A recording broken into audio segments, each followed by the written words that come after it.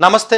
నేను మీ డాక్టర్ సతీష్ మాట్లాడుతున్నాను. సో, కొంతమంది స్టూడెంట్స్ సార్ మాకు లోన్ ఫెసిలిటీ ఉన్నట్లయితే మేము కొంచెం బెటర్ కాలేజెస్‌కి ఏదైనా మేము ఏం చేయడానికి అవకాశం ఉంటది. లోన్ ఫెసిలిటీ లేకపోతే ఫైనాన్షియల్‌గా అసలు మేము కట్టుకోలేము సార్ అది. మీరు అబ్రాడ్ గాని, ఇండియా గాని. అందువల్ల కొంచెం ఫీజ్ ఎక్కువ ఉన్నటువంటి కాలేజెస్‌కి అసలు మనం లోను అలా వస్తదా రాదా? షూరిటీ పెట్టాలా? సెక్యూరిటీ పెట్టాలా? లేదా ఎవరైనా సంతకం పెట్టాలా? ఇలా రకరకాలుగా అనుమానాలు ఉంటాయండి. పేరెంట్స్ ఎక్కువ మంది అడుగుతూ ఉంటారు నా దగ్గరికి వచ్చిన వాళ్ళలో. అఫ్‌కోర్స్ ఇది నాకు సంబంధించినటువంటి టాపిక్ కాదు గానీ, బట్ జనరల్‌గా ఎడ్యుకేషన్ లోన్‌కి సంబంధించి కొంత అవగాహన ఇస్తే పేరెంట్స్ కూడా ఐడియా ఉంటుందనే ఉద్దేశంతో చెప్తున్నాను. యాక్చువల్‌గా ఎడ్యుకేషనల్ లోన్స్ ఏవైతే మనకి ఉన్నాయో మన భారతదేశం వరకు చెప్తున్నాను, బట్ వేరే దేశాల్లో అయితే వేరే ప్రొసీజర్స్ ఉంటాయి. ఇండియాలో వచ్చేటప్పటికి ఎట్లా ఉంటాయంటే ఏవైతే మీకు నేషనలైజ్డ్ బ్యాంక్స్ ఏవైతే మనకు ఉన్నాయో ఎస్బీఐ బ్యాంక్ కానీ లేకపోతే what ever it is Andhra bank Andhra bank అంటే తీసేశారనుకోండి, అదే అదర్ బ్యాంక్ సిండికేట్ బ్యాంక్ లేదా union bank even private banks ICICI కానీ లేదా హెచ్డిఎఫ్సి కానీ వీళ్ళందరూ కూడా బ్యాంక్స్ ఇచ్చేటప్పుడు బ్యాంక్ ఎడ్యుకేషన్ లోన్స్ ఇచ్చేటప్పుడు ఇస్తాయండి జనరల్గా. కానీ ఎక్కువగా ఎస్బీఐ బ్యాంక్ ఏదైతే మీకు ఉందో ఎస్బీఐ బ్యాంక్ చాలా కాలేజెస్ తో మంచి మంచి కాలేజెస్ తో టైఅప్ పెట్టుకుని ఎక్స్క్లూసివ్ గా ఎలాంటి డాక్యుమెంటేషన్ లేకుండా అడ్మిషన్ వచ్చిన తర్వాత స్ట్రైట్ అవే మీకు జస్ట్ అప్లికేషన్ ఫిల్అప్ చేసి షూరిటీ లేకుండా, అఫ్ కోర్స్ కో అప్లికెంట్ ఉంటాడు, షూరిటీ లేకుండా అంటే ఎవరన్నా ఆ particular for example triple Hyderabad ఉందనుకోండి, గచ్చిపోలి మీకు లోన్ కావాలనుకోండి, ఎవరన్నా అంటే కో అప్లికెంట్ కానీ ఏదైనా ఎవరన్నా ఉన్నప్పుడు షూరిటీ ఏమి లేకపోయినా కూడా 40 lakhs వరకు కూడా ఎస్బీఐ స్కాలర్ లోన్ అంటారండి. జస్ట్ అతనికి అక్కడ అకౌంట్ ఉంటే సరిపోతుంది. వాళ్ళు పెట్టినటువంటి కండిషన్ ఏదైతే పెట్టారో, ఆఫ్ కోర్స్ త్రిబుల్ హైదరాబాద్ అంటే నాకు గుర్తొచ్చింది. దాంట్లో ఉన్న కండిషన్ ఏంటంటే ఎవరికైతే లోను ఇస్తారో కాలేజీ కూడా కొంత ప్రొవైడ్ చేస్తుంది త్రిబుల్ హైదరాబాద్ లో. వాళ్ళు బ్యూటిఫుల్ సిస్టమ్ అని వాళ్ళు పెట్టింది. చదివిన తర్వాత కంపల్సరీగా ఆ స్టూడెంట్ మళ్ళీ ఇంకొక స్టూడెంట్ కి స్పాన్సర్ చేయాలి ఫుల్ గా. ఫార్వర్డ్ అనమాట, పే ఫార్వర్డ్ స్కీమ్ అంటారు దాన్ని. అర్థం ఏంటంటే ఒక స్టూడెంట్ కి ఓల్డ్ స్టూడెంట్స్ ఉంటారు కొంతమంది, ఆ ఓల్డ్ స్టూడెంట్స్ ఎవరైతే మీకు ఉంటారో వాళ్ళు కొంత ఫండ్ ఆల్రెడీ జనరేట్ చేసి మన త్రిబుల్ హైదరాబాద్ లో ఉండడం జరిగింది. ఉదాహరణ చెప్తున్నాను మీకు. ఎవరికైతే అడ్మిషన్ వచ్చిందో వాళ్ళకున్న ఫైనాన్షియల్ కండిషన్ బట్టి అప్లికేషన్ పెట్టుకుంటే ఆ ఫండ్ లోంచి వీళ్ళకి స్పాన్సర్ చేస్తారు. స్పాన్సర్ చేసిన వెంటనే ఇతను 4 years అయిపోయిన తర్వాత ఇమీడియట్ గా మళ్ళీ ఇంకో స్టూడెంట్ కి స్పాన్సర్ చేయాలి. That is how the chain system work out అవుతుందండి అక్కడ. డెఫినెట్ గా ఇట్స్ అ బ్యూటిఫుల్ సిస్టమ్ అండి. ఇలాంటి సిస్టమ్ కానీ మిగతా అన్ని కాలేజీల్లో కూడా వచ్చినట్లయితే డెఫినెట్ గా బెటర్ గా ఉంటుంది. బట్ అలానే చిన్న చిన్న కాలేజీల్లో ఎంసెట్ కాలేజీలో డిగ్రీ కాలేజీలో పెడితే వీళ్ళు ఎవరికి ఉద్యోగాలు రాకుండా మళ్ళీ పే చేయరు, ఇంకొకటి సపోర్ట్ చేసే సిస్టమ్ లో ఉంటుంది. అది త్రిబుల్ హైదరాబాద్ కాబట్టి డెఫినెట్ గా రిగార్డ్ ఉంటుంది. వాళ్ళు 40 లక్షలు 30 లక్షలు ఖర్చు పెట్టినా కూడా మళ్ళీ పే చేసి కెపాసిటీ ఉంటుంది కాబట్టి అక్కడెక్కడ కూడా చైన్ బ్రేక్ అవ్వలేదు కాబట్టి సక్సెస్ఫుల్ గా ముందుకు వెళ్ళింది. ఇప్పుడు ఎస్బీఐ బ్యాంక్ వాళ్ళు వీళ్ళు ఏం చేస్తున్నారంటే, అఫ్ కోర్స్ అది ఉదాహరణ చెప్పాను.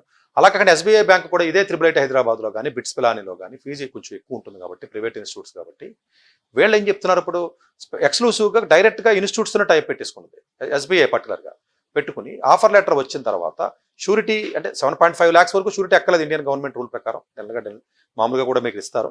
7.5 lakhs దాటిన తర్వాత కూడా షూరిటీ ఎక్కర్లా. అంటే ఏదైనా అసెట్ కానీ ఏదైనా ఆస్తి కానీ పెట్టకుండా ఉంటే సరిపోతుంది. అంటే కో అప్లికెంట్ కానీ కో బారోవర్ కానీ లేకపోతే ఏదైనా అలాంటిది ఏదైనా ఉంటే కొంత పెడతారు. బట్ జాబ్ వచ్చిన తర్వాత మీరు మ్యాండేటరీగా ఎస్బీఐ బ్యాంక్లోనే శాలరీ అకౌంట్ ఓపెన్ చేయాలి. విత్ ఇన్ ద 1 year లో మీకు రీపేమెంట్ స్టార్ట్ అవుతుంది. లేదంటే 6 నెలల్లో జాబ్ వచ్చినట్లయితే 6 నెలల తర్వాత కూడా మీరు రీపేమెంట్ స్టార్ట్ అవుతుంది. ఇంట్రెస్ట్ రేటు ఇప్పుడు అనౌన్స్ చేసినటువంటి ఇంట్రెస్ట్ 11.15% ఇంట్రెస్ట్ రేట్ని వాళ్ళు అనౌన్స్ చేయడం జరిగింది ఎస్బీఐ బ్యాంక్ వాళ్ళు.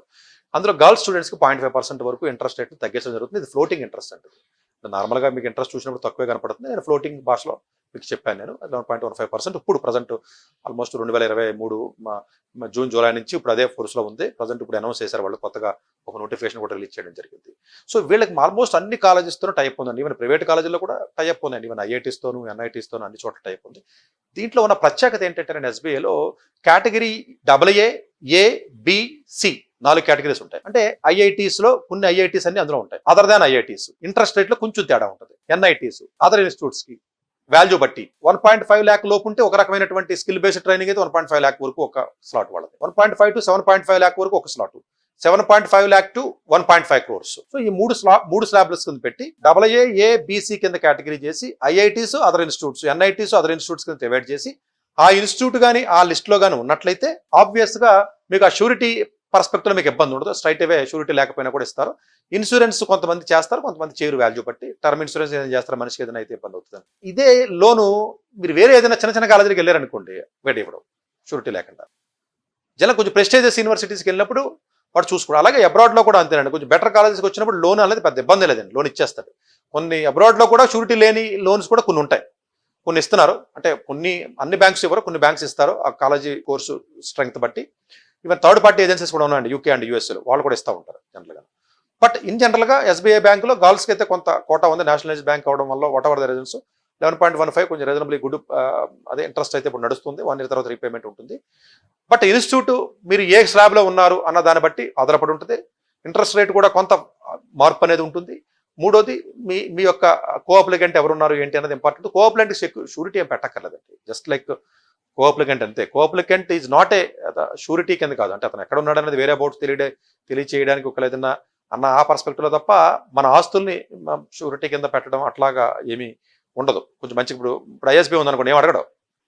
మీరు ఇండియన్ స్కూల్ ఆఫ్ బిజినెస్కి వెళ్తే 40 lakhs స్ట్రైట్ ఫీజు కట్టేస్తాడు, ఎస్బీ వాడు కట్టేస్తాడు.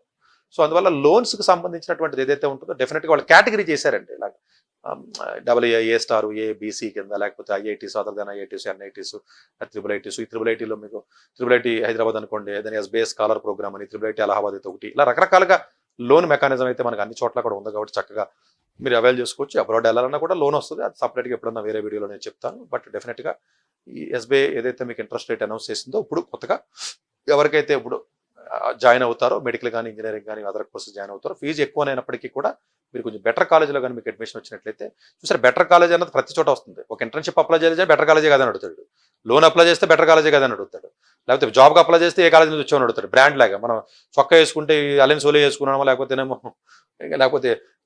వాచ్ సోనీ మన కొనుక్కున్నామా, లేకపోతే ల్యాప్టాప్ లేదా యాపిల్ కొనుక్కున్నామా, లేకపోతే ఏదైనా ఇంకో దానికి వెళ్తే, లేకపోతే ఎట్లాగైతే మనం అన్ని బ్రాండ్ అని చెప్పి మనం షాప్లకి వెళ్ళి కుర్రోళ్ళు యూత్ అంతా బాగా క్రేజ్గా ఉంటారో బట్టలు కొనడానికి, ఇన్స్ట్రుమెంట్స్ కొనడానికి, కాలేజీలు కూడా బ్రాండే. ఇది వద్దంటే కాదు, కుదరదు, ఇది కూడా బ్రాండే. ఈ బ్రాండ్ దీన్ని బట్టే వాడు అవతలోడు వాల్యూ అనేది ఇవ్వడం జరుగుతుంది. అవతలోడు ఇచ్చి రెస్పెక్ట్ కానీ వాల్యూ ఉంటుంది. ఫస్ట్ జాబ్కి ఫస్ట్ లోన్ ఇచ్చినప్పుడు ఒక 4-5 ఏళ్ళు ఉద్యోగం చేసిన తర్వాత అతనుకున్న ఎబిలిటీ బట్టి అతను ఎంత పెద్ద పొజిషన్ కానీ ఎదగొచ్చు. అది డిఫరెంట్ స్టోరీ. ఇప్పుడు స్టూడెంట్స్ పర్స్పెక్టివ్ దృష్టిలోనే మాట్లాడుతుంది కాబట్టి ఫస్ట్ జాబ్ ఆపర్చునిటీ ఇంపార్టెంట్ కాబట్టి, ఫస్ట్ లోనే ఇంపార్టెంట్ కాబట్టి నేను ఈ పర్స్పెక్టివ్లో మాట్లాడుతున్నాను.